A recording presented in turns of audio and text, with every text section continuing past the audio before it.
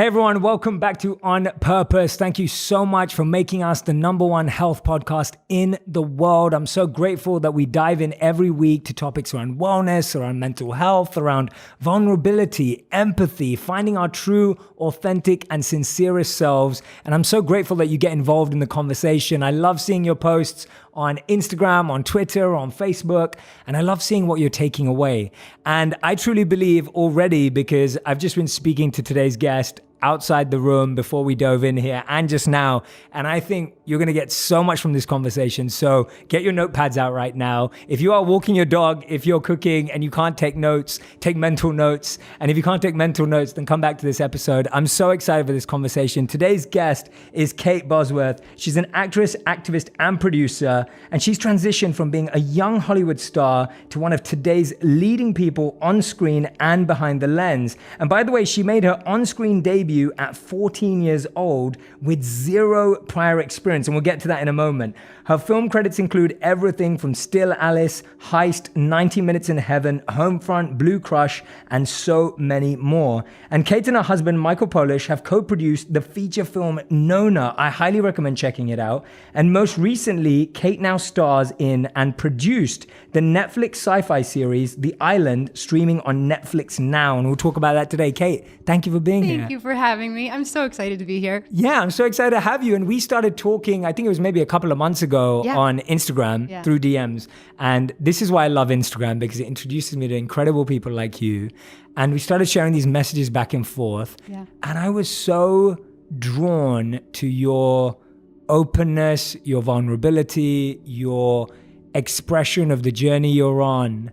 And I wanted to share that with my audience. Aww. And you've been so kind to trust me with that too. So I just want to say thank you so much for doing that. Thank you so much for having me. I felt the same way.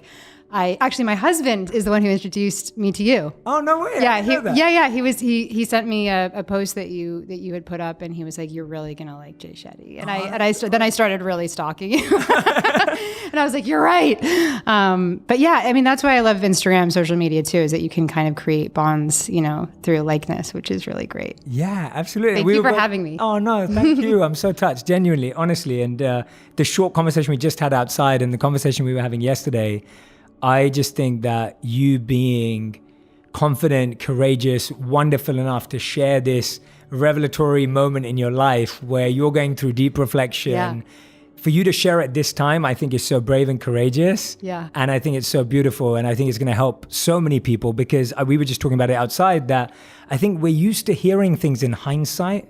We're used to hearing about something once it's done and someone's had time to reflect, but you're actually going to be sharing what's happening with you right now while you're reflecting and learning. Yeah. I mean, it was very, it was perfect timing really when you reached out to me. And I said to you, you know what, it's funny that you're asking me to come on now, because about a month ago, I literally just hit a moment of just such complete exhaustion. And I don't mean exhaustion like I'm tired and I need to sleep for a week. It was exhaustion just like spiritually, mentally, with kind of how I was approaching my career, how I was approaching family, love, sort of everything.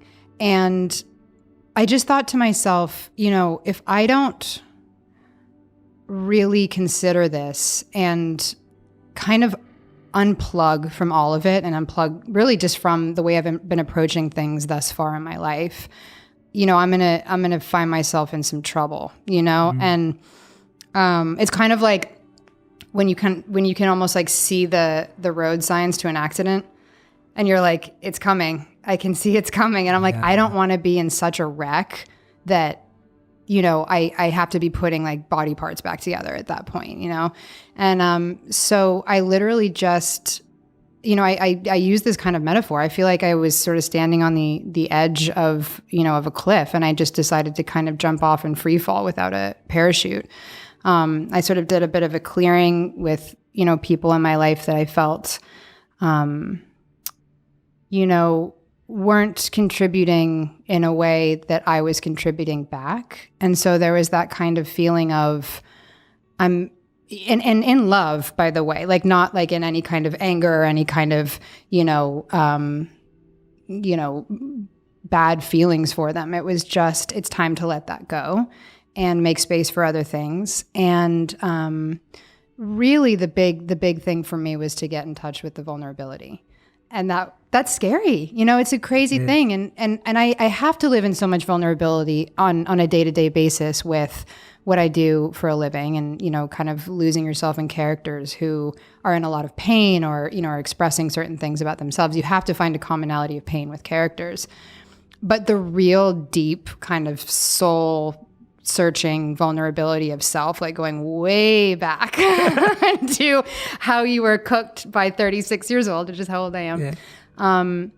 And feeling, for me, the big thing was, as I was telling you, I'm definitely A-type. In school, in high school, I was like very nerdy, very academic.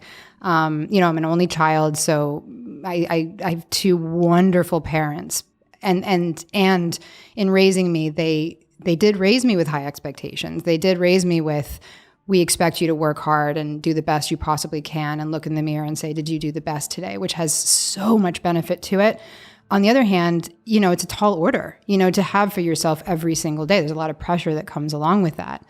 And so with that said, I've never been the kind of person that's phenomenally comfortable with the unknown.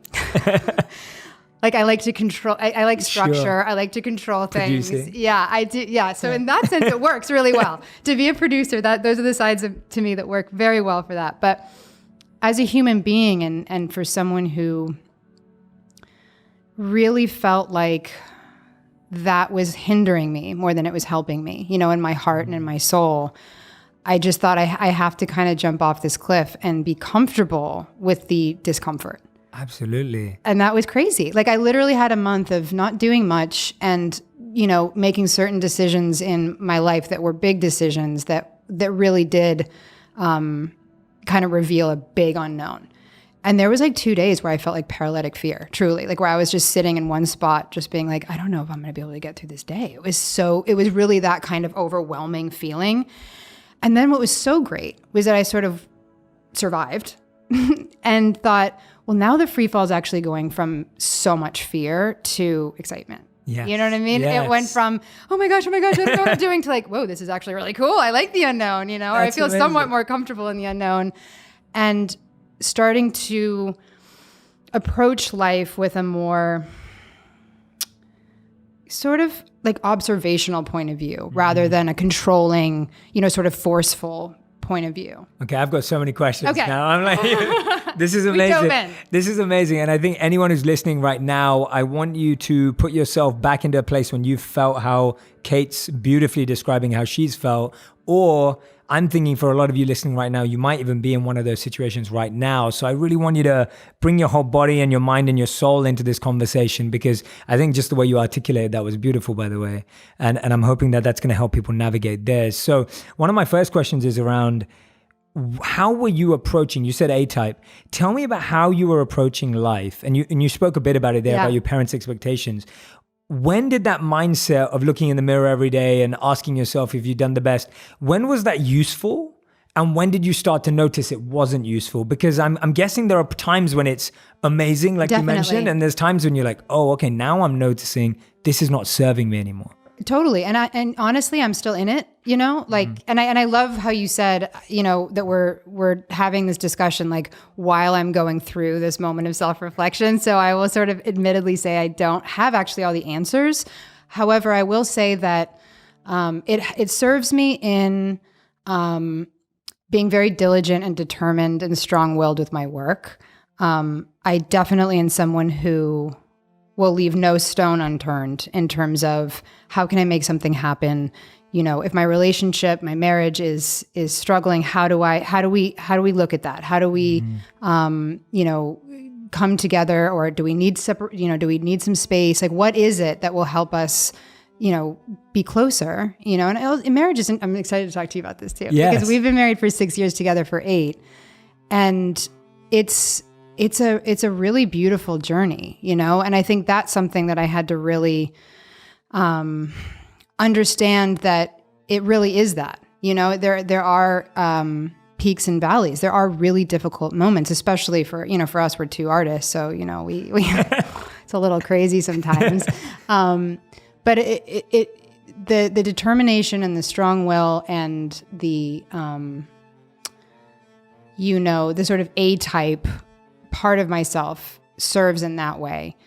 What I started to realize wasn't serving me was this kind of unrelenting self-criticism, ultimately, which then for me led to feelings of sort of shame, self-pity, and these are the things that I've been observing myself, right? And shame's an interesting one because shame takes a lot of vulnerability to admit that you have shame or humiliation over something. It's a lot easier to be angry. Yeah, right? So true. Wow, really good point. Yeah. And that's what I started finding myself, that I get really angry or frustrated with situations. And in this kind of real moment of saying enough of the things that aren't working for you, like, let's really strip this back. Like, let's see, how do you truly feel? And when I really got to the core of myself, I thought, well, there's, the self-criticism brings a lot of shame for certain things, shame that I am not succeeding in a certain way, or things that I feel like I'm failing, or that I'm not good enough, or I'm not this, or I'm not that. And I thought, well, that is something that, you want to look at with vulnerability in a way that can then lead to more confidence, like giving yourself the permission to look at it with vulnerability, without the judgment, without the criticism. Exactly. And anger is interesting because it can feel a lot more comfortable at times. Totally. It's 100%. It's a more comfortable, sort of thing to put on, to assume than, wow, I actually feel like really, I'm struggling right now, and that's sort of the place that I'm trying to get to, which is feel confident enough to feel vulnerable and to be able to feel calm with that vulnerability rather than sort of very erratic and chaotic, which, it's that thing where I would feel vulnerable and I'd be like, oh, I don't want to feel this way. Yeah. It's like that nerve of your heart, right? Where you're like, God, I'm hitting it. And it's like that almost like electric jolt. And so this kind of time has been to say, okay, wow, yeah, that's the core. Yes. That's the core. So let's lean into that. Like, let's embrace that. Like, and even if it feels a little uncomfortable, that's okay. It's okay to feel uncomfortable. Like that's going to lead you somewhere else. Caseta by Lutron offers smart lighting control, brought to you by pioneers in smart home technology. Caseta's smart dimmers and switches replace the switch in your wall, making all of the lights that switch controls act smart. Now, there's so many places in your home where a switch controls more than one bulb. The ceiling, lights, chandeliers, there's so many places. You can save money by replacing the switches instead of replacing all those bulbs. Smart bulbs give you the ability to control your lights with an app or voice assistant. Caseta gives you the best of both worlds. Smart lighting control from an app or your voice, which is awesome, and control at the switch that anyone can use. My favorite feature is the Smart Away feature, which randomly turns lights on and off during the evening to look like you're home even when you're not. So it's amazing for privacy. So get smart lighting the smart way with Caseta by Lutron smart switches. Learn more about Caseta at lutron.com/purpose. Again, that's lutron.com/purpose. Go be smart. I absolutely love anything that helps me feel better and is made up of quality ingredients. That's why it's so easy for me to tell you about Four Sigmatic. They specialize in mushroom-based drinks that benefit our immunity, our energy, and longevity, and help us live healthier. They have something for everyone, including mushroom coffee, mushroom elixirs, hot cacaos, and matcha and superfood blends. These products help awaken your mind and support your well-being without any compromising. I love that it's quick, just tear the packet and mix with hot water. This makes it great for travel and also when I'm in a rush. My personal go-to is the coffee with lion's mane. Lion's mane mushrooms have been used by the Buddhist monks to help with focus during meditation, and focus is something we all need in today's digital age. It's half the caffeine and double the mental clarity. I was worried about the taste since it's mushrooms, but it tastes just like coffee. Personally, mushroom coffee is way easier on my digestive system and doesn't leave me feeling jittery, nor do I crash 2 hours later. I suggest you take a chance of replacing 1 cup of your regular coffee with theirs, and it won't be long till you figure out it really works for you. I have a special offer just for you right now. You can receive a 15% off your purchase from Four Sigmatic. Just go to foursigmatic.com/purpose or use the discount code PURPOSE at checkout. That's foursigmatic, foursigmatic.com/purpose. Yeah, wow, so true. I love what you just said there about being confident enough to be vulnerable. Because usually we see it the other way around, right? Usually we see it as, oh, if I'm not vulnerable, then I'm confident.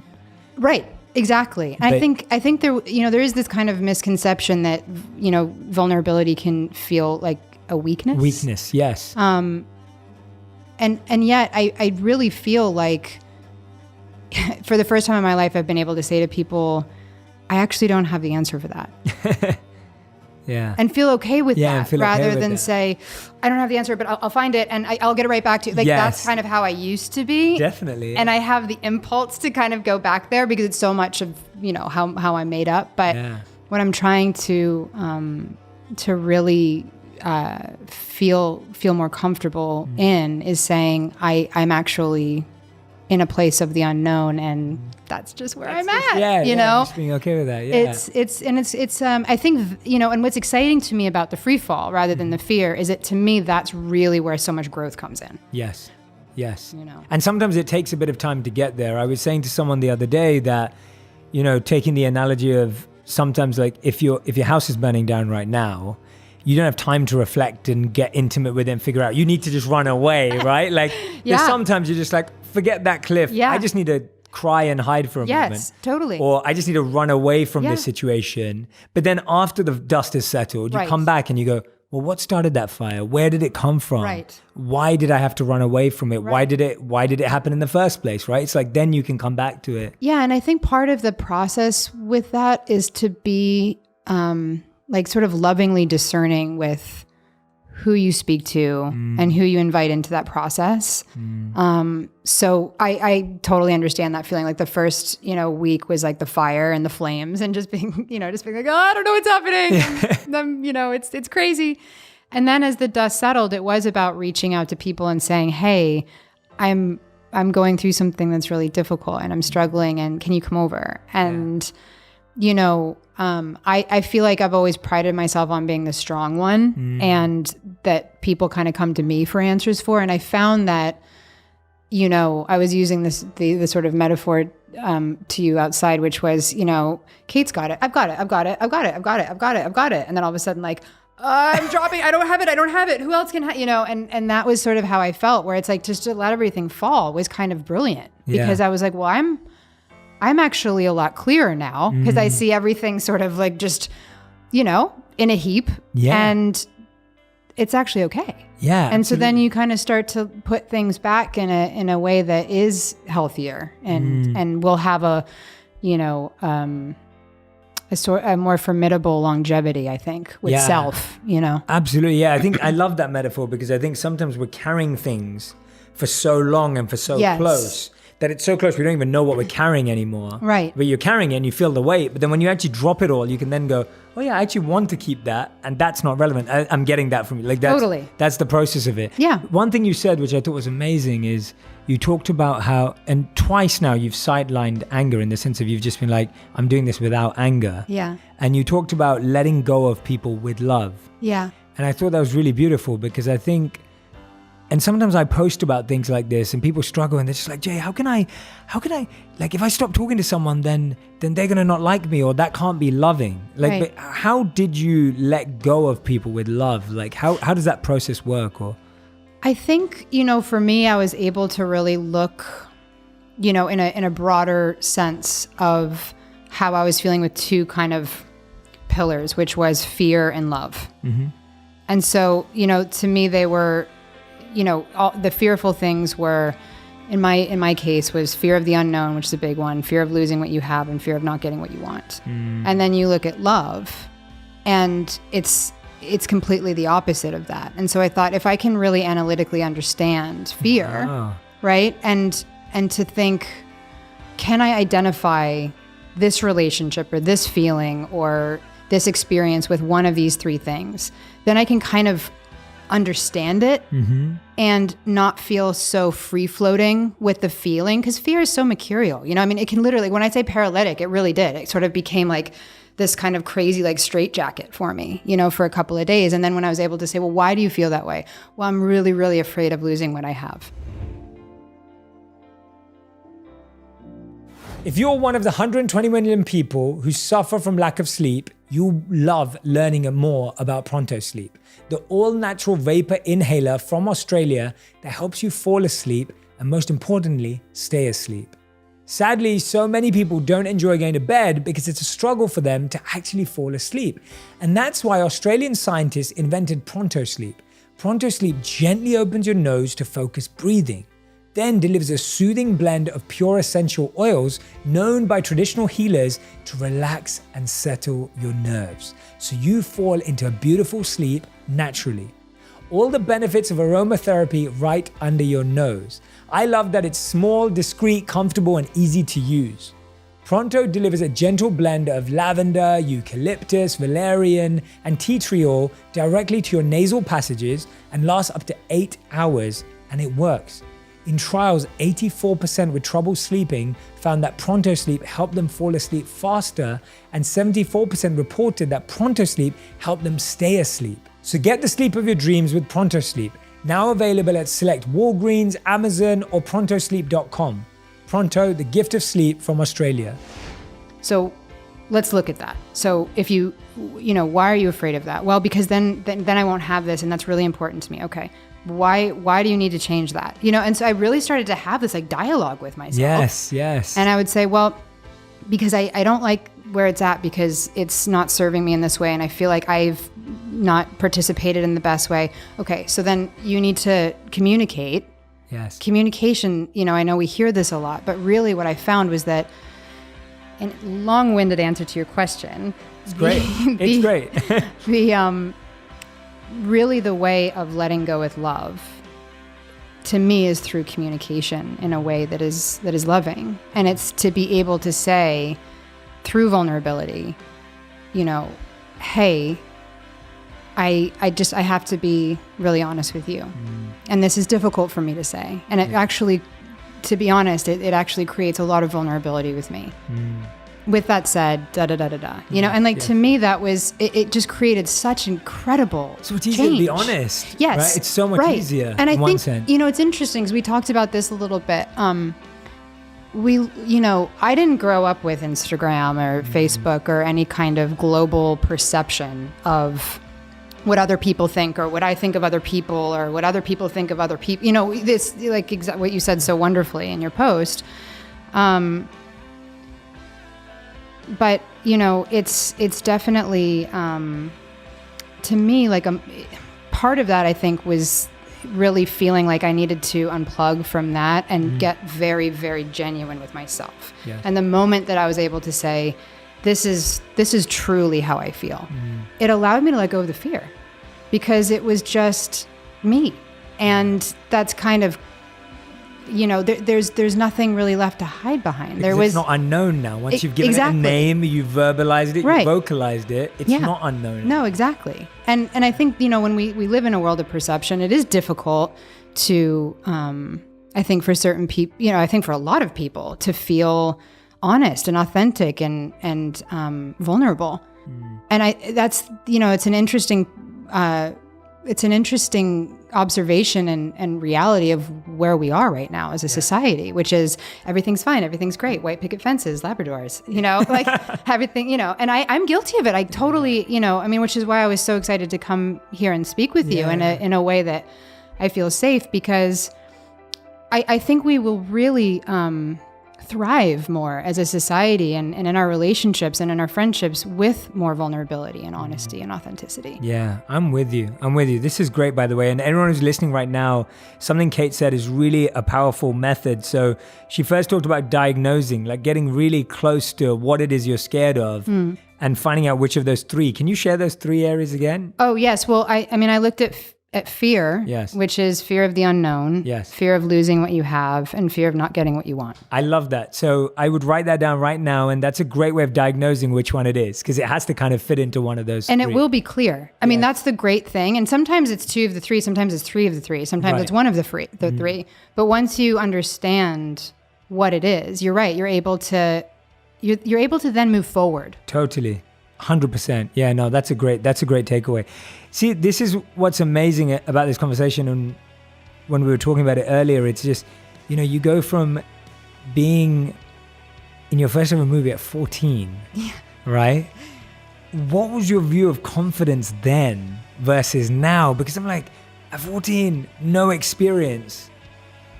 I mean, that sounds like it takes a lot of confidence and courage. And then or you get really good at sort of faking it. Well, I want to know where confidence has evolved for you, because I mean, we're not going to judge your 14-year-old self about confidence, but well, it's okay. So it's interesting. So I've always been very true to myself, and I haven't ever had a ton of friends. Like I really love one-on-one. I love digging deep with people. Me too. So it's like for like, if I look at the continuity throughout my life, I was more of an introvert in high school. I was very academic. I felt very shy. I don't know if I came off like that, but inside I felt very shy and self-conscious. Like I think most high schoolers feel self-conscious. I think so. Yeah, and yet I also felt like I was always very, very true to myself in terms of I wouldn't do anything that didn't feel right. I very, very rarely gave into peer pressure, because it was like I've always had this like inner core where I would just known like that is not going to be right for you, right. In a fundamental kind of way, and that's something that I've had throughout my life. So in terms of like feeling like I've known myself in a confident way, I think I feel like I was born that way in a certain way. Now, taking that away and looking at, being in my first movie at 14, that happened because I was a horse rider and I was a show jumper, and I absolutely love being around horses and riding horses, and that gave me a lot of confidence. It was just something that felt like it was just inherent, I didn't really, it was obviously a skill I had to learn, but it was something that just was like an affinity for me. Yeah. And then the movie The Horse Whisperer was directed by Robert Redford, and he really wanted real horse girls to be involved in the movie. And so I just went on a whim to an open casting call in New York. I was living in Connecticut at the time. And the first time I'd ever even read lines, and sort of participated in a scene. And I had no idea what I was doing. And I remember just finishing that experience of auditioning with the casting director and thinking, oh my God, thank God that's over. And then I started getting called back. And I remember thinking to myself, like, they don't know that I don't know what I'm doing, And so I had this kind of weird imposter syndrome for a long time. I feel like sometimes I still have it, when I feel like when people say like, oh, I went to Juilliard, I'm thinking, oh God, they're the real deal. They're going to find out really soon that I don't know what I'm doing. But I suppose, with time, you feel more comfortable, and with more experience, more comfortable with anything you do. How did you deal with that then? Or did you deal with it? Because did you even have a name for it at that time? Or was it just this constant anxiety of like, I'm going to be found out? Yeah. When actually there's nothing to find out, because someone liked your work and they thought you were right, and, and they put you on. But we all do that to ourselves. Yeah, we do. And that's probably where a lot of this self-criticism started, where like literally cut to, 20 years later, when I just said, look, like I have to really connect to myself, like almost even before that 14-year-old girl, that's kind of how deep this last moment was. What's funny is that I felt more anxiety about kids making fun of me at school, because I came from a really small town, like I'm like the literally normal kid, suburbia, girl. And I remember thinking it like, in middle school, kids are going to make fun of me that I'm doing something weird, Right. Wow. And, it's weird. Middle school is funny because jealousy is so rampant there anyway, and so I was aware, I had like my antenna out that like kids are going to sort of start preying on the fact that I'm doing something interesting, and they have to like squash that immediately. You know what I mean? Like, no, that's way too cool. Yeah. And like, for example, I was very aware of wanting normal experiences. That was one of the things I was like, when I was saying I was very self-aware as a younger person. I remember there was a movie I really wanted to do, and I had to audition numerous times for it. And it was this small movie, but it was a great character. And they couldn't give me the dates off for my prom or for my graduation. And I turned it down because I thought to myself, and wow, I was 17 years old, and I thought to myself, am I going to regret not doing this movie as a memory? Or am I going to regret saying, I never went to prom, or like, actually, I didn't go to graduation. And it was the latter that I thought, I want that memory, actually. Like, how do you feel about that now? I feel good. I love that. That's I feel good. And it wasn't awesome. it wasn't like this movie version of prom. It was, a normal version, but it was something that, one day I'll be able to, God willing, tell my children, like, oh yeah, I remember when I did that. Yeah. And here's my photo when I went with my date, and it was just, I've always been aware of, while the industry that I work in is, it's magical and amazing in so many ways, it's make-believe too. And so for me, the idea of connectivity and love and groundedness has been really important to me. Like the moment that I start to sway from that, or I feel a bit unrooted from that, I really suffer. Well, that's an incredible example of that, because I can imagine that that's quite a hard choice. Yeah. But you seem to have really found your values quite early. And that must give you so much confidence now, though. Because when I hear you do that, how old were you then? I was like 17. 17, yeah. You're like 17, 18 years old. If you were able to do that then, that must give you so much more confidence and courage in your decision-making now. Because I feel like if you're being able to pull back then when like the temptations and maybe the magic felt more magical, whereas now you've had so much more experience, is it easier to tap into those values or? That's like, it feels like an organ to me. Right, yeah. Like really, I mean, it's like if I start to sway from something that I feel, if there's a crossroads and it's like, well, you have this way or this way, if it's swaying from like the organ of my morals or my family or love or, the things that are the most important things for me. Yes. Then I'll always choose that. There was two other things in my life that were quite critical when it came to decision making. One was when I ended up graduating from high school. I ended up getting to Princeton, and my parents were incredibly proud. And I think, if not the first, the second person in my family to get into an Ivy League school. And they were thrilled. Of course. But I knew at that moment that if I didn't follow my dreams and move out to Los Angeles and really try and give acting a go, that I might not do it. Yeah. And the toughest thing through high school really was this balancing act of finding a few bit parts here and there and also keeping up with academia. Because remember, back in the day, in the late 90s, kids, it wasn't like I could do my schoolwork online and people weren't as lenient. I mean, I had teachers that like flat out said, if she goes and does this movie, like I will fail her, Wow. So it was like an enormous amount of pressure to say, well, I want to have this experience. And then I had teachers who were amazing that said, you guys are crazy. This person's having an extraordinary experience. How dare you take that from her, And luckily I had a mom who went in there and said, we have to figure this out because I'm not going to, strip her of this experience, but I'm also going to continue her education. So we have to figure this out.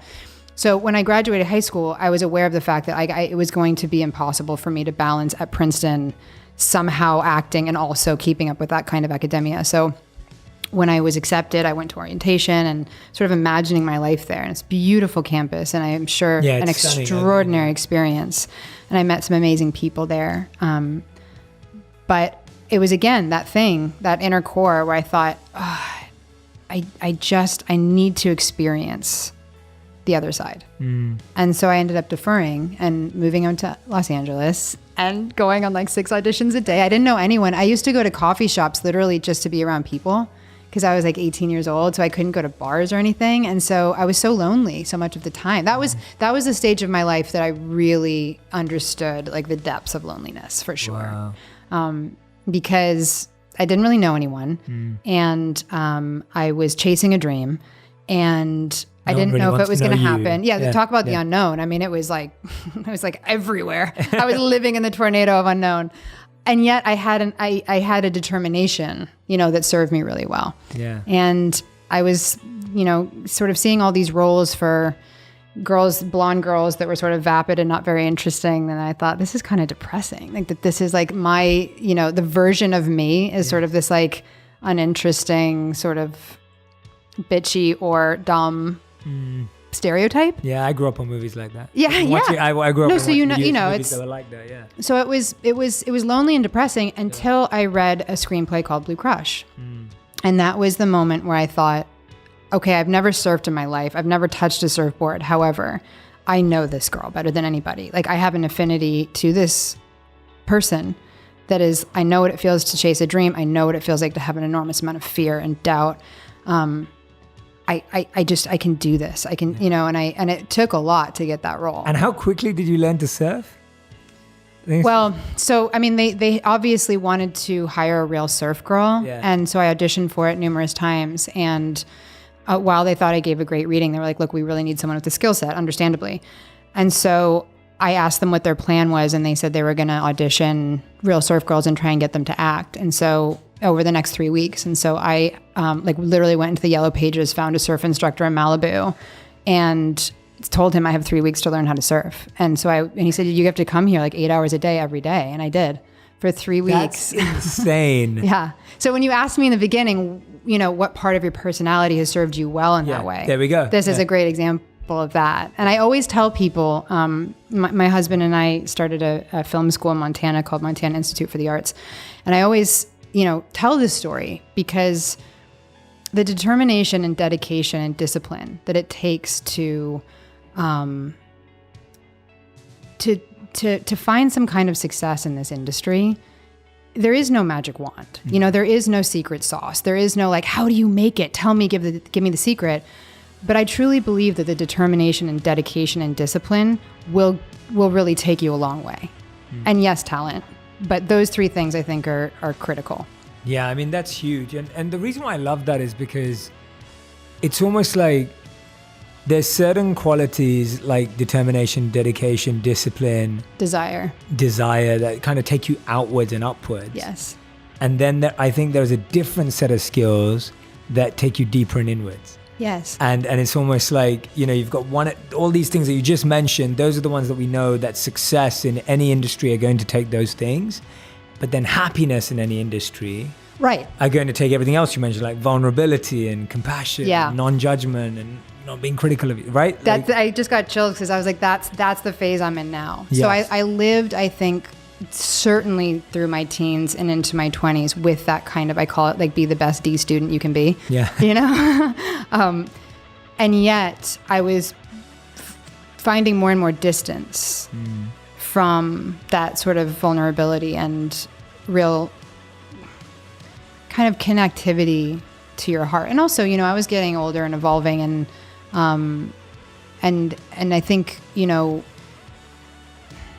it's so important to me to be connected to the heart and the soul that was really what triggered this kind of moment of saying, I'm letting it all go for a minute, because I just knew, I was like, I can't survive truly as a person in the world if I don't have that very, very firmly in place, and that it takes a lot of courage actually to kind of totally reset, your soul and your heart that way. No, and that's why I started with that. I was like, it's that in my opinion, that takes the most courage. Like the discipline and dedication it takes to go outwards and upwards, the courage it takes to go inwards is I'm not saying it's harder, it's just a different type of challenge. It is. And so you can't apply the same skills inwards. Like you can't go, I tried. Exactly. I really tried. It doesn't work. Yeah, right? Tell me about that, because I don't think it worked. Yeah, no, I mean, I tried to, I had found so much success in the urgency and the forcefulness, in the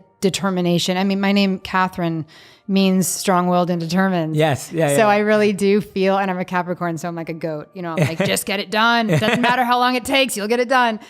So I've always sort of applied that to my life. And so when I tried to say, and I tried to sort of apply that inward, it was just like a bounce back. It was like, there's no entryway there, Oh, wow. Thank you. Yeah, no, thank you for sharing that. Because I think, I've been thinking about that a lot. And I'll tell you about something else later that I'm preparing for. But that's so much of my thought process right now, that the skills that are required to go outward and the skills required to go inward are totally different. And we can and do and hopefully try. Not everyone does, but most people try to develop the ones to go outward. Some people succeed insanely, like you have. And then you're now going, okay, but now we need to do the other journey. Yeah. And just, I'm completely hearing you, and I'm just like, it takes so much courage, it takes so much effort. But how have you found it I'm always intrigued in relationships, like with your husband, has he been doing his own, or is he kind of already, and I don't know him, so this is not coming from any place of any insight. This is coming from a totally intriguing point of view, because I find like in couples and in relationships and in marriage or dating, whatever it may be, everyone's always evolving. Yes. So how have you found it? Have you both been evolving at the same time? Did he evolve first? Did you, how does that work? If you don't mind sharing. No, I don't mind. It was, I feel like, he and I were kind of on a similar trajectory. Wow. Of this real, we didn't notice that it was somewhat unhealthy at the time, but I think because we work together and we're both so dedicated to our work and we love our work. I mean, it's an obsession, and it will always be. I love creating, and as does he. It's like DNA. Yeah. But I think it was me who recognized and kind of pulled the ripcord to say, we have to find balance. You know what I mean? Like we have to find balance, and there's so much love there. That was not the question. It was, if everything is about work, and then if something's not working and it becomes about, well, I feel like I'm failing. I feel like I'm not good enough. I feel like very shameful. I feel like I'm not good enough for you. Are you good enough for me? I don't know. Am I good enough for you? Then all of a sudden you become into this whirlpool where all of a sudden you're just kind of a bit lost. And it was really this moment where I realized, no, actually, I can't look to him to fix me. And I can't fix you. And that was a big one for me, because it really kind of played in on that failure thing for me, where I thought, that's something that is interesting to observe, that it's actually not my responsibility to fix someone else. And it's not their responsibility to fix me. He's 12 years older than me. And when I met him at 28, he was not only someone I fell in love with, but he also became my mentor. He also became my best friend. And we have like such an amazing relationship that way. But as I started to evolve in myself and learn and grow, I started to realize that perhaps that leaning on him so much, and then him sort of probably pushing back a little bit of that, or feeling some kind of resentment, or, just things naturally that happen with that dynamic. Yeah. It was something that I had to really, really observe carefully and understand like why I was feeling so out of control with myself. And I thought, well, it's because you don't feel firmly planted.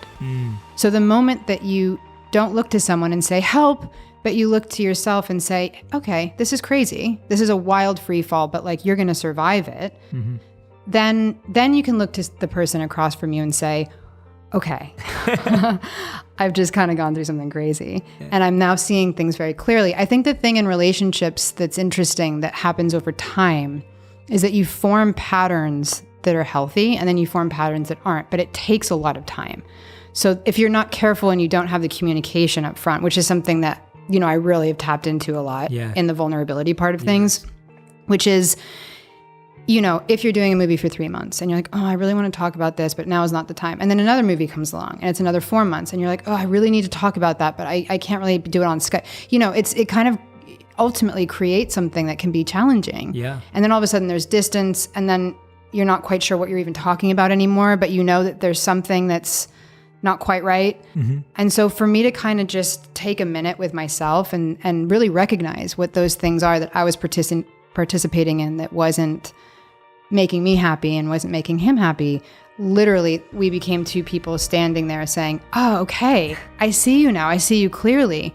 And that was also part of the courage. Yes. You know, the fear of losing what you have. You know, if we stand together in this new evolved place with each other, what does that mean? Definitely. You know? And I think that's something that I would really encourage people to talk about in relationships, especially now with, you know, social media and things where everything's all, you know, white picket fences and Labradors, to say like, it does take communication, and it's okay to have setbacks because that can indicate progress. But to be able to say, wow, I'm really feeling vulnerable and I don't need you to fix it, but I'm just going to communicate this. Sometimes it just starts with that. Yes. And let the ego go. When one of you says, hey, I think we need to work on this. Yes. For the other person to respond with no ego and say, oh, let me take a moment. Like, you might be right, but I'm not sure yet. Let me think. And then come back and say, yeah, actually, let's work on it together. Right. Because I think it takes that. So often when someone in your partner says something to you, like, I think we really need to work on our communication or something like that, your ego goes, well, maybe you do, but I don't, right? You instinctually go, well, I don't think so. Yeah, exactly. You know what I mean? Because it's just, you know, but I think it's so important that we just put our ego aside and go, yes, like, okay, don't have to say yes straight away, but to really reflect on what someone's trying to tell you. Exactly. Yeah. And also, you know, to understand that, you know, it's okay to not have an answer. Yes. It's okay. And this was part of our dynamic that was difficult, which is, you know, for someone 12 years older who probably felt like, and I don't want to speak for him, but probably felt like, well, I should probably always have the answer because when I met Kate at 28, I had all the answers and now all of a sudden I don't. Yeah. And for me to say, well, you know, I don't have the answers either. You know, it's super vulnerable, you know, to be able to say that to someone else. However, it really enriches and creates so much depth in a relationship and trust ultimately. Like the three things that I've sort of, I know it's not like you can see like the sort of A-type come out with me, like when it comes to emotions, but the things that I've really thought about a lot in my relationship is this idea of, and I mean this with my relationship to myself and ultimately my relationship and my marriage, which is, you know, the idea of trusting yourself to be vulnerable enough, trusting the other person to be vulnerable with you, the idea of respect to do so, and accountability. And like those three things. Trust, respect, accountability. Yeah. Yeah. Those three things ultimately it's kind of like the tripod to strong love to me. Like where I say, for example, to use your example of, hey, I think we need to work on this. Like, what's the accountability of that? Yes. Like, rather than have a reaction, which I am so guilty of, you know, this is why I had to take my moment, you know, to say, well, that doesn't make me feel good because it makes me feel critiqued and sort of humiliated. And I don't like the way that came out. To sort of say, yeah, let me take a minute and say, well, what is my accountability in this moment? And like, what's the respect that I'm going to put forth?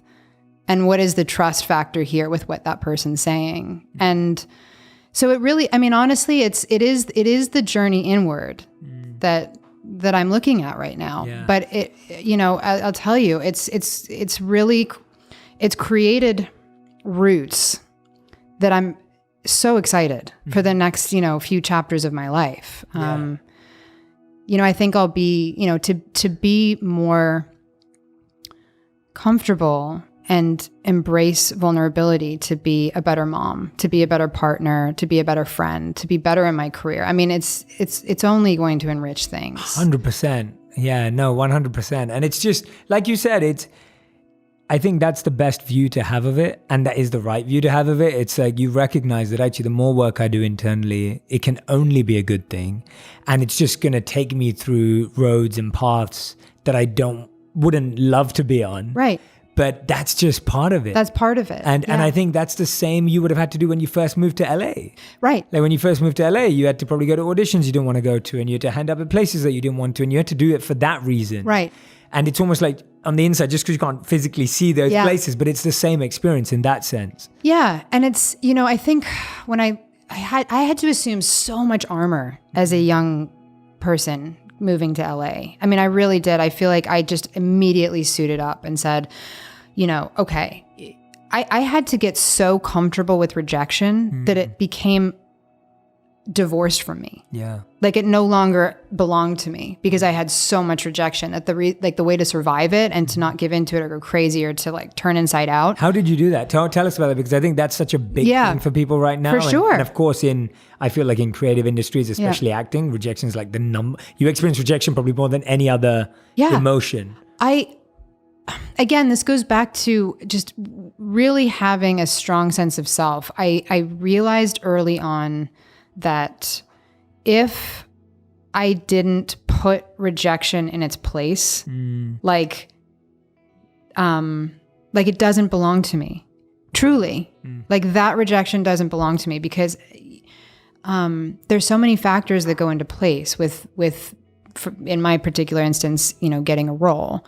It's the look, it's the feel, it's the 300 people that are making the decision. There's so many factors that go along with it that that actually weirdly doesn't have much to do with me. And also, I've always been the type of person that really loves other people's success. That's amazing. I really have. I remember, I remember very early on, like 14, 15, 16, when another actress got a role. And I recognized the pain because I wanted it so badly. It was like a heartbreak, Yeah. But I was genuinely so happy for someone else because I felt like that was meant for that person. And the moment that I think, well, that was meant for me, but I didn't get it and that person got it. Like I just knew at a young age that was going to become very insidious. Wow. So you actually realized that really early on. Yeah. This is amazing. I think I just didn't like the way it made me feel. It's like I've never been a jealous person. Right. In love or in that sense of career. I can recognize feelings of my own desire or my own yearning, but I don't like the way jealousy makes me feel. And I've never liked it, Yeah. That's so beautiful. Yeah. It's kind of like recognizing something in yourself that you're like, I don't like me feeling like that. And so I would rather remove that than not like myself in that way. Yeah. Exactly. Yeah. Oh, that's so beautiful. Yeah. I love that. That's such a powerful point. And I love that because I think that's what it is with me. It's like, you just I don't like the way jealousy makes me behave. Right. I don't like what I say when I feel jealous. I don't like what I think when I feel jealous. And I don't like how it can be such a consuming feeling. Totally. Like it just kind of like, not embraces you. It suffocates you. And I think jealousy jealousy almost is, can come off of that like fear, that fear title of, not getting what you want or losing what that those things play into jealousy, which is like really, if you look at fear carefully, it is the thing that, can infect you in a way that's very negative. And I think jealousy comes off of that. Yeah, absolutely. No, I agree. You were talking about some of the roles that you felt at the beginning were like shallow or not letting you play who you truly were and reflecting, like the like you mentioned, like, like someone who's just dumb and, silly. And what roles do you think actually helped you explore deeper parts of yourself? Like, were there any roles that you played where you actually were like, oh, this is interesting, or you learned something about yourself? Yeah. Tell me about some of those. There's a movie that I don't think a lot of people saw, but it was during a time in my life, in my early 20s, which you'd ask me, is this the first time that you had this like real kind of cracked open self-reflective moment? And it is definitely the deepest. But in my early 20s, I felt so overwhelmed by, the feelings of being judged or the sides to this career, like fame or perception, that I didn't get into it for those things. I mean, I kind of accidentally fell into it, as you know. So it was sort of so surprising. And I am a sensitive person that I didn't know how to kind of defend myself, like emotionally or spiritually, from all that coming at me. And so in my early 20s, I really feel like I had, I don't know if it would be like clinically described as a breakdown, but I feel like it was a breakdown of spirit in a way. in that I just felt like I didn't know how to exist really as a person in what I did, because I loved being creative, but I just couldn't really handle the other side of things. And so that moves into what you were asking me about, like red carpet or paparazzi or da-da-da. Like I had to figure out how to handle that in a way that, wasn't overwhelming and paralytic. But in answer to your question, at that moment of my life, there was a movie called The Girl in the Park, and it was a movie that was a two-hander between myself and Sigourney Weaver. And, I think the best roles, and I think all actors will say this, is when a character comes into your life, a piece comes into your life, when it is kind of, it is connecting with you in a moment that is like lightning in a bottle, where it's like, it's almost like you have to have this kind of revelation with yourself while the character is also having it. Yes. And it's very rare because it's sort of like a shooting star. It's a moment. Timing, The timing is so specific, and it's so specific with the character and the director and the piece and da-da. But that was one of those moments that I really loved exploring that side. And it was cathartic to me in many ways because of what I was going to. And I was able to really connect to a certain pain with myself and express it through my art. And I loved Sigourney so much. And so it was kind of one of those moments where I felt like, I could speak to someone who had life experience and who is incredibly stable and smart and funny. And she's very she's charmingly kind of little girl like sometimes, childlike in like the most beautiful way. I think my favorite creatives are like that, and they you just don't lose that spirit at all, regardless of where you are in life. Childlikeness. Yeah, absolutely. And you've said somewhere that you consider yourself very like goofy and silly and funny and but people don't see that side of you. I know. And I saw that straight when you walked in today. Yeah. You just walked in like this beaming light, and then we were laughing outside, and I was just like, oh wow, you have this really playful energy about you. Yeah. How have you kept that? What is it that I hope my wife's back today. I really want to introduce her to her. My wife is extremely playful and silly. I don't know if you follow her on Instagram, but I'll show you. I'm going to. She's just. I love your relationship so much. Oh yeah, it's very interesting. We can talk about that. But how do you keep that playfulness? You have that, and even in your smile and just the being that you have when I'm around you. I'm like, where does that come from, and how do you keep that? I think it's not something I work at. Okay. To be totally honest. Okay. It's really, I think it comes out. How do you protect it? Or do you don't? I think there was a moment in my 20s where I tried to be like a cool version of myself. And I realized that I just felt like an imposter to myself. And I thought, well, you're just dorky. And I actually really love that about myself, and actually, that really is me. And it is something, it's a quality that, I find also disarms people in a way, because, I'm often in rooms where everyone's very put to, and I love seeing people I know and, embracing them and saying this is weird. You know what I mean? And just kind of calling it out, breaks the ice, and, and I like that part of myself, that it's just who I am, it's the unarmored self. Yes. And so that makes me feel like my best self, really. Yeah. I love that. Oh, thank you. I love that about you. And I've only experienced it today, but I really love it. And I hope I get to see more of it too, because I'm super clumsy. Yeah. So I'm very clumsy.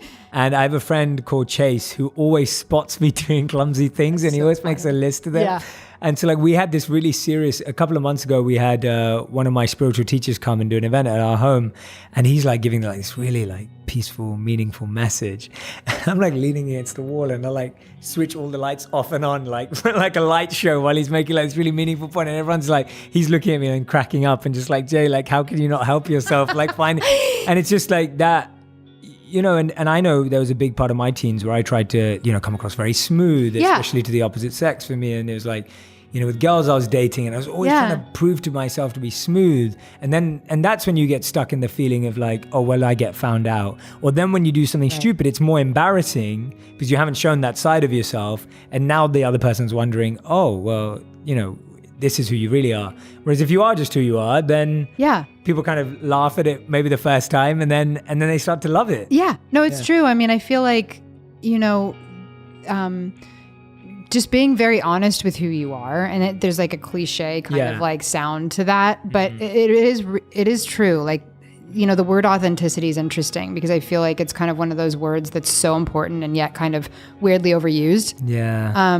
But I mean it in the truest sense of the word, which is to really tap into that authentic part of yourself where you think this is really me. Like, this is me at the end of the day. This is me with my closest friends, or this is me in high school where I was like, what am I doing? I'm actually going to go back and speak to some kids at my high school soon. Amazing. And I'm so excited to do it because, I graduated with a class of 70, it's so tiny. And I feel like, they probably look to me now and think, oh, it's this, inaccessible and obtainable life and world she lives in. And yet I'm so excited to say to them, like, no, I'm like you. Yeah. You're like me. Like it's keep that. That's really important, and I think that, again, it goes back to the word vulnerability, I think.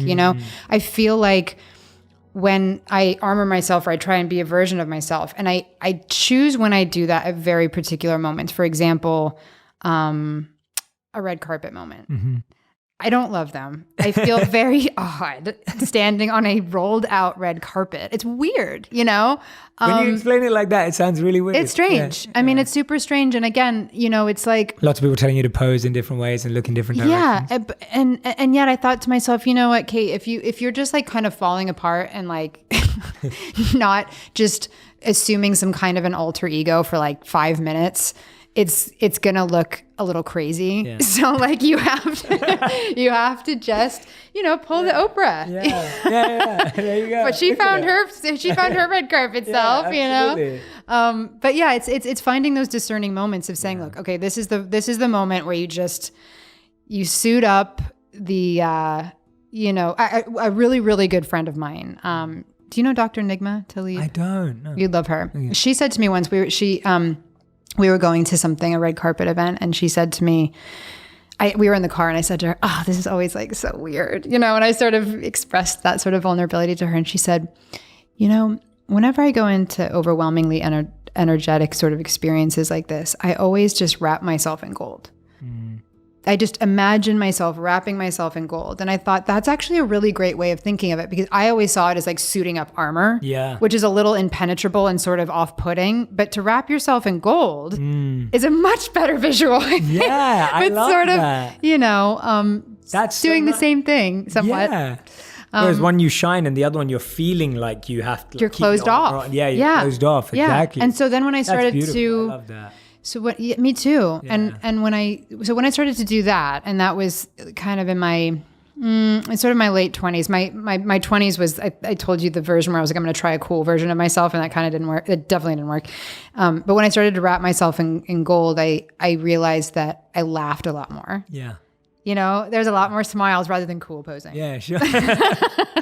And I preferred it. I would see photos here and there, and I'd be like, oh, see, you know what? That's a beaming, happy person rather than, this stoic kind of cool, smoldering thing, which I get. Yeah. I get it, and you do go through those phases in life, but I feel best when when I'm not assuming that. Yeah. And I think one thing you've said, and it reminds me of it, and I noticed it myself, I was reflecting while I was hearing you speak, that you were saying you're going back to speak to your high school and you're excited about it. And I was thinking, going back to do the things that make you feel at ease are actually where you find more of you. Like we were talking about earlier, of like when you're going on a late night show, or you're going, when you're going on something that's very like high pressure, time situated, you've got to talk about your TV show, your movie, as well as this, and there's all this stuff, and it's like 4 minutes. But then when you go to your high school, it's like they're going to let you probably talk for as long as you want, and there's just this freedom of expression. Yes. And you've just made me feel like it's giving yourself more opportunities to do that. It's one of the reasons why I love this. Yes, it's just giving yourself an opportunity to find and get lost and find yourself again. you keep that essence. Yeah. And I think, I was thinking as you were talking and talking about, I just had this press tour for the island, and I'm so proud of the show, and I'm proud that, I produced it with the network. And I think you actually commented on this photo. So this is the kind of balance that I'm looking for. Oh gosh. Okay. This is the kind of balance that I'm looking for. And it was truly within this moment of, self-realization, which is, I'm committed to the work of promoting the show, and I'm really proud of the show. However, at the end of the night, don't tell me what picture it is, because I think I picked it already. Okay. Is it this one? Yes, it is. I knew it. Yeah, that's awesome. And that was that was such a great example of it was a great example of self-care and letting go, honestly, of everything else that is the perception, right? Rather than showing up to something, the cool fashion crowd, which I love. It's fun.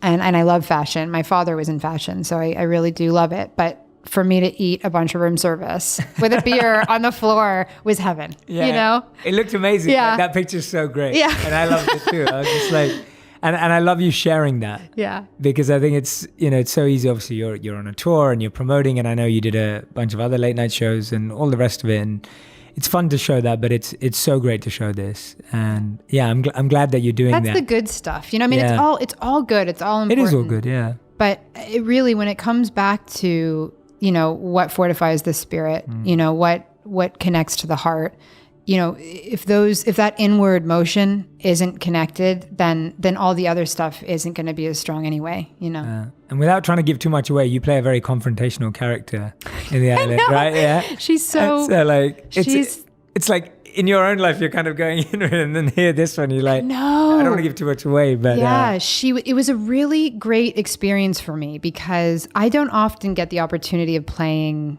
a character, and this was, I'm so grateful to Netflix. They're so much fun to work with, and they're so collaborative, because I said to them, I was able to really form this character with them. And I said, I want to exercise the power of restraint with this character. Wow. Which means, with the show, you have a bunch of people waking up on a deserted island and their memories are wiped. And so the opportunity in that. Love that concept.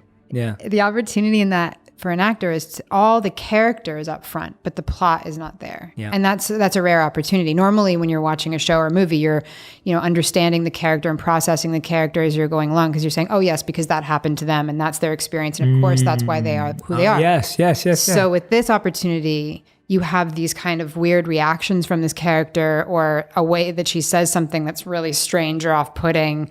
And you're wondering why. Yeah. And so I said to the network, I want you to take this leap with me, because I think there's going to be a lot of intrigue with her, with less said up front. She'll be a question mark that people really kind of lean in and say, what is going on with this person? So it was amazing that they allowed me to do that, because as you watch the season unfold, in episode 5 in particular, like her world just totally cracks open and you have the aha moment. Yeah. That's exciting. Yeah. That's so exciting. I love that. And I love hearing you explain the creative process behind it. Yeah. That makes so much sense that you wouldn't see that. And I wanted to touch on Nona. Yeah. Because it was self-financed. Yeah. Which is amazing. Yeah, it was amazing. Which is incredible. And it's all about human trafficking. Mm-hmm. And, when someone self-finances something, I'm like, wow, like this is deeper and even more meaningful than any work that you could do, I guess, because you believe that much in it. Tell me the story about what brought that together and why that was so powerful for you. It's been such an extraordinary experience. My husband's really a brilliant guy, and he is so courageous with his work, and I am just amazed by him with what he does. He not only writes his screenplays, but he directs them, and now he's shooting a lot of his work. So he, on this movie, wrote the screenplay, directed it, and shot the movie as well. So it's pretty extraordinary. There's not a lot of people who can do that. Mm-hmm. And he came home from work one day, and he said, I just heard this story on NPR about a sex house that was busted not so far from our own home. And wow, okay. Yeah. Wow. And he said at the time, it was a few years ago, he said there's 44 known sex houses, in the Los Angeles area, which really means a lot more. And he said, I just feel kind of shocked and a little embarrassed that like I didn't know more about this and that it's prevalent, in our backyard, but all over America. It's not someone else's problem. It is something that's happening here. And he, Mike's a real artist. He said, I want to use my voice and my art to shine a light on this issue and to bring it to the surface. And so, he kind of asked for my blessing to go off and write the screenplay, because it takes so much. I mean, I think writing is the most unsung hero of the artistic process, because it takes so much discipline and time and processing and thinking that's arduous, and yet you don't see it. You know what I mean? It's just so mental. And so he spent some time writing the screenplay, which is about a girl named Nona, who is from Honduras, from San Pedro Sula, and a young boy meets her there and says, you shouldn't be here. You should have a better life in America. I have an aunt. I'll bring you across the border, and you'll have a totally different life. You'll soar. And she takes the offer because her life is so poor and so lonely and so tragic where she is.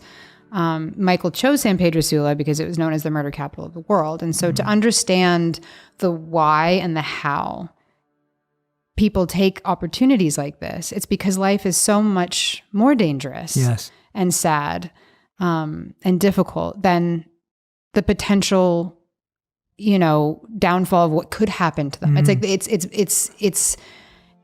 it's less risky to take that chance than to stay where they are.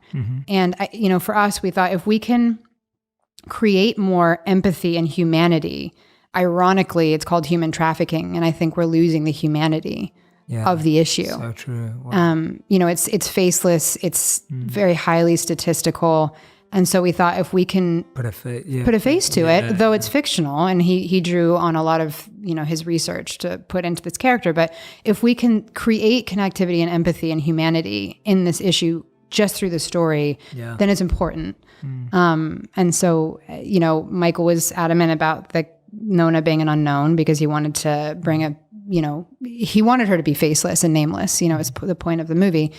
It's all in Spanish. Michael, he's half Mexican. His mom is from Mexico, so he has a whole side of him in that culture that he really treasures. And so he wanted the movie to be in Spanish. And he shot in the most dangerous parts of the world, which was San Pedro Sula, Guatemala, and all through Mexico. Wow. And so those three things were very difficult to get the right kind of financing. And so we had a financier, and it was about 6 days before everything was in place, tickets were bought, we had everything set. And I think it was about 6 days before he was meant to leave. They pulled out. And I remember we got the email, we were driving, and he's like, let's go get a drink. And we sat at a bar downtown, and we both got a whiskey, and we just sat there quietly. And I just looked at him and I said, I'll do it. I'll finance it, because for me to have the position of executive producer, financier, and be on the ground in LA and with a fellow producer, be looking at all the sort of logistics of how to do it, let him go and tell the story. And he was carrying a whole different type of torch. It was the way that we could find balance in making the movie. But it was really, we always sort of jokingly say it's like our first child. Absolutely. But it was something we really felt was important. And, I work with an organization called CAST, which is the Coalition to Abolish Slavery and Trafficking. From this process, we realized early on that we need to have relationships with people who are really on the front line of this issue and understand it better and more deeply in terms of how we can help. And I've since learned that it's obviously not just an issue in which it's an international issue coming into the United States. There's the foster care system is really overrun by these predators looking for kids to human traffic, and it's a really hard thing to even say or hear, but it's important to know. Absolutely. No, thank you so much for using your platform and your production and all your skills to tell such powerful and meaningful stories, both of them, both the island and this, because I think they're going to spark thoughts in people's minds in different ways and different themes. And thank you. It's amazing. Thank you. It's awesome. So we end every episode with the final 5. Okay. Which are like a final 5 rapid fire, quick fire round, Okay. but they're never rapid or quick because I get too interested. Yeah. Everyone's very talented and does it, but then I'm like, okay, tell me a bit Yeah. more. So you're allowed to do the same. So Okay. The first question is, if you could only, and I know you're a big reader, so that's what the question is basically. Oh gosh. If you could only read one book for the rest of your life, what would it be? That's so hard. That is such a hard question. Or I can give you an easier version. Okay. I guess now that you're being vulnerable and the question I would say is, I can tell you the last book I read that I really loved. tell me that, and also tell me what's the book you've gifted the most. You can tell That's a good question too. Like, what's a book that you'd love people to read? Well, interestingly, I really loved Still Alice. The way I got that role was because I ended up tweeting another great relationship through social media. Oh, wow. I ended up tweeting to Lisa Genova, who's the author of Still Alice. Yeah. And I just said, I have to tell you how much of an impact this book made on me. Wow. And I truly recommend, even if you've seen the movie, really read the book, because I had grandparents who suffered from dementia and Alzheimer's, and it is a firsthand account of what it feels like to go through that experience as that person. And it made me a better granddaughter to not be afraid of how to handle that. Or it created so much empathy and understanding of what that might feel like. And so I tweeted out to her and said, I just have to tell you how much I love and admire, what you've done. And it's totally changed my relationship with my grandparents. That's amazing. And then we became friends, and I said, have you ever thought about making it into a movie? And she said, it's so weird. They're actually doing that right now, and you'd make a great Anna. No. And that's how that all came together. That's amazing. That's a book I'd highly recommend.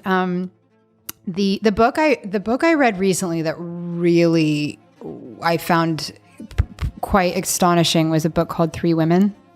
Have you read it? Oh, I haven't, no. It's truly an astounding piece of work. It is nonfiction, but it is written in an incredibly narrative way. The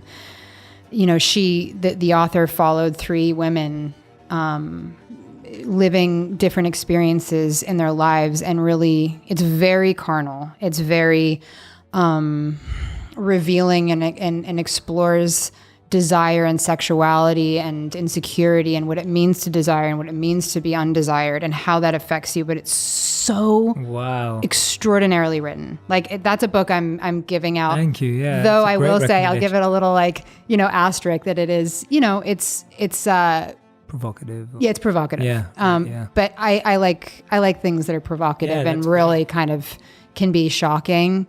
I really love Murakami. He's an author that I've read almost every single one of his books. And then I love, I've read The Little Prince more times than I can count, and that's the side of me that I cry every time the fox talks about taming the little boy and the rose and how she's more special than any other rose because she's her, so that's a book I give out quite a lot. I love that. And The Giving Tree. Thank you. That so one, many great The Giving Tree makes me cry. Yeah. So it really runs the gamut. That's a real run the gamut kind of. That's cool. I love it. Great answer. Okay. It's beautiful. Not quick fire, rapid fire, as I said, but I love it.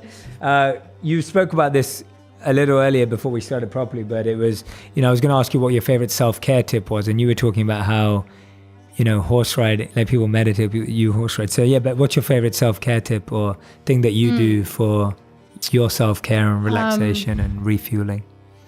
Doesn't have to be horse riding. I find reading, for me, reading is very important. I am most connected to myself when I'm either reading great literature or I'm very excited about your book, by the way. Thank you. Really, I mean it, because it's the people who inspire me and give of themselves through writing that I find a lot of grounding in. So, like, for example, I've been doing a lot of reading in the last month, and underlining things and asterisking and but also one of the things that I find quite honestly difficult. And I think it's probably my first step into meditation is just being comfortable with quiet and being on your own. I find that quite confrontational, which is when I know it's good for me. Yeah. And I think for me, being physical is important. When I'm not finding regular activity or exercise, I find that I have a lot more anxiety. Whereas if, I think that like, honestly, one of the great pieces of advice I was given once was, if you're really in a moment where you're feeling an enormous amount of anxiety or fear, go for a walk. Yeah. Absolutely. Get moving. Get moving. I love that. Okay, awesome. Question number 3. What's one thing you're learning right now?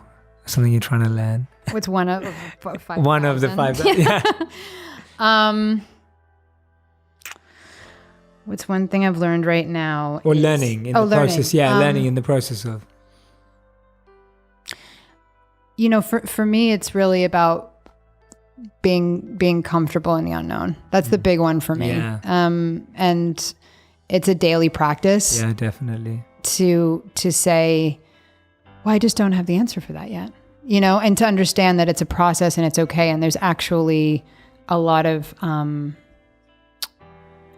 there will be a lot of strength that comes out of that patience. It's funny. I when I sort of, when I pulled the ripcord on my life for a moment. My husband had said to me really early on in our relationship, honey, I love you, but you need to learn how to be a more patient gardener. And I literally said in my wedding vows, because we wrote our own vows, I vowed to try and be a more patient gardener. And interestingly, throughout this month, and I took a lot of time really not talking to anyone and just being on my own, including him, which is for him, he was so brilliant because he said, I was afraid to say I need to take some time alone. Yeah. I didn't know how he would take it. I didn't know, again, going back to the fear of losing what you have. And he had so generously said, you take all the time you need. So I had literally said in my vows, I promised to try and be a more patient gardener. And so when he had said, you take all the space you need, and I took, over a month of truly self-reflection and understanding the power of saying, I don't know, or I am comfortable / uncomfortable in the unknown, but that's what it is. When I wrote him a letter, actually, when I surfaced again, and one of the things I said was, I'm starting to learn to be a more patient gardener. And that was a big thing. And he understood. Like, that was where he said, okay, I understand now. That's the growth spurt she's going through. And it takes a lot, it's sort of like really coming out and sort of spreading things and evolving in a whole new way. I was just saying, I think you articulate confusion well, which I think is very useful to a lot of people, because usually we articulate things well in hindsight, or we articulate how we feel right now pretty badly because we can't find the words. But I think you've really probably helped so many people through this interview put into words what they're thinking and feeling. Oh, thank you. That means so much to me from you. Yeah, I mean that. No, I mean that. Okay, we got 2 more questions. Okay. Question number 4. What's one book you'd love to turn into a movie? It's funny that I didn't know that story before, but I kept that. I know. Yeah, can you imagine if you just did the easy ones? If I did what's your favorite color? I don't know if I have the answer. That's cool. It could be the 3 women. Maybe that would. Yeah, honestly, that was the one reason. When you said that, I was like, wow, that would be an amazing movie. It's the one that. Oh, there's a book as well called The Evidence of Things Unseen that the female character's name is Opal, and I really, really love that character, and I love that world because. It's a history in America I really love, but that's a book I'd love to turn into a movie. And I love the title. Yeah. I think the idea of, I talk about this a lot, funny enough, the importance of the evidence of things unseen. And it actually kind of ties into The Little Prince, because obviously one of the most famous quotes is, what is essential is invisible to the eye. Yeah. And I think that really is again, going back to the core of what we were talking about that's important to me is love.